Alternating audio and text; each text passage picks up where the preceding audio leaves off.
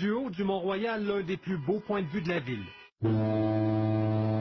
Ici, dans le Vieux-Port, Montréal, carte postale.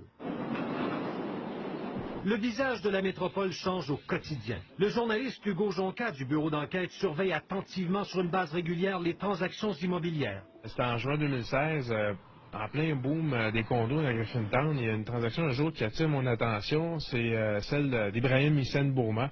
C'est le beau-frère du dictateur tchadien Idriss Déby. Lui, tout d'un coup, il achète plus de 3 millions de dollars de condos d'un coup. Une année complète d'enquête journalistique menée par Hugo Jonca et ses collègues pour apprendre que des dizaines de propriétés, particulièrement ici à Montréal, sont entre les mains des politiciens, des hauts gradés et des hommes d'affaires proches des régimes les plus corrompus d'Afrique. Ils investissent depuis des années dans l'immobilier québécois, presque toujours sans prendre d'hypothèque, ce qui ne semble pas avoir éveillé la curiosité des autorités. C'est des dizaines de propriétés, mais c'est une quinzaine de personnes, puis il y en a pour plus de 30 millions de dollars. Vous avez bien entendu autour de 35 millions de dollars de propriétés achetées au Québec par des individus qui, pour la plupart, ont fait l'objet d'enquêtes pour divers délits ou crimes financiers, soit dans leur pays d'origine, soit en Europe, où les procès sur la corruption de despotes africains se multiplient.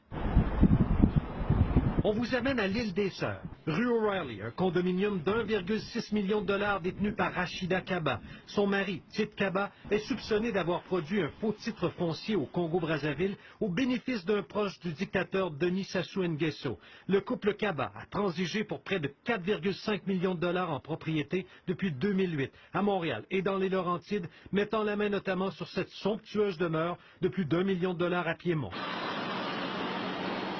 D'autres exemples des recherches approfondies du bureau d'enquête. À Gatineau, 2 immeubles d'appartements détenus par Jean-Jacques Bouya, un ministre congolais au cœur des pires systèmes de corruption d'Afrique. Il est parvenu à dépenser près d'1,5 million de dollars dans le secteur Elmer. Que l'amour de Dieu. Wilfrid Nguesso, fils de dictateur. Il est propriétaire de cette maison d'1,4 million dans Ville-Mont-Royal. La France vient de l'arrêter pour blanchiment de détournement de fonds publics. La tour de Condotel Le Cristal, où Voltaire Bressetto Bami détient 2 unités, un homme d'affaires sous la loupe des autorités anticorruption françaises. Son investissement au centre-ville, près d'1 demi-million, sans hypothèque. Si en Europe, les autorités ont lancé la chasse aux biens mal acquis, au Canada, non seulement l'expression n'existe pas, mais personne ne pose encore la question à ces investisseurs. Yves Poirier, TVA Nouvelles, Montréal.